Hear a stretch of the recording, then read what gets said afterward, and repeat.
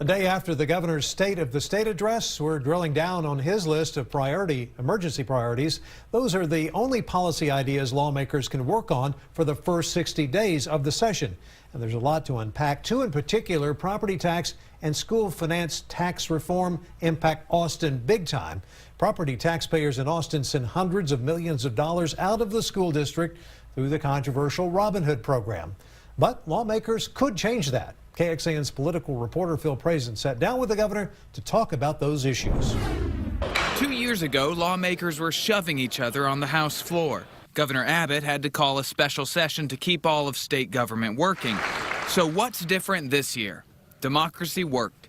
Governor Abbott tells me voters told them to focus on big issues, and lawmakers listened. Everybody who was elected heard the same message, and so we all come together united to achieve results that are going to be helpful to our citizens. A booming Texas economy and sales tax collected on that economy gave lawmakers enough money. They have the funds to put billions more into education and lessen the burden on property taxpayers. But fears still linger they won't be able to complete those two tough issues.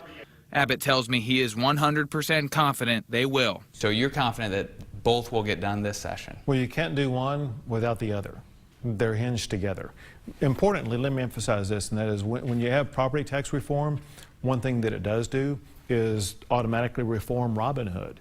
And that means the state will be paying a whole lot more money for the reduction of Robin Hood. He did not say if he'd call a special session if that doesn't happen, but he recognizes voters are watching and they want results. If you all don't perform and do some substance change on school finance and property taxes under the Republican leadership, there might be less Republicans next time. Voters will come and say, you didn't do anything about these problems. Do you think that's the case? No, because that's not going to happen, because we are going to take care of all these needs. Phil Prazen, KXAN News.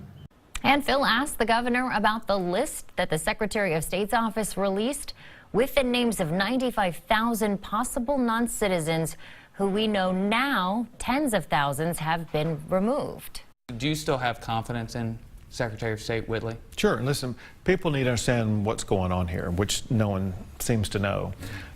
All he is doing is following federal law and state law. A lot of people don't know that he was required to do what he did based upon both federal and state law, which require a constant updating of voter rolls.